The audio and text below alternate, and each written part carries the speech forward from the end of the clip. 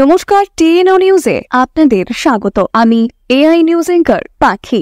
৪৫ KG শুকনো গাঁজা উদ্ধার মেলাঘর তকসাপাড়া। মেলাঘর থানাধীন তকসাপাড়া এলাকায় এক বাড়ি থেকে প্রচুর পরিমাণে গাঁজা উদ্ধার করতে সক্ষম হয়েছে মেলাঘর থানার পুলিশ। গোপন সূত্রে জানা গেছে, প্রণজিৎ বর্মনের বাড়িতে ৪৫ কেজি শুকনো গাঁজা উপস্থিত ছিল, যেটি পুলিশ অভিযানের মাধ্যমে উদ্ধার করেছে। প্রণজিৎ বর্মন ও সঞ্জিত বর্মনকে আটক করা হয়েছে এবং এনডিপিএস ধারায় তাদের বিরুদ্ধে মামলা রুজু করা হয়েছে। আটক হওয়া গাঁজার বাজার মূল্য আনুমানিক ১ লক্ষাধিক টাকা।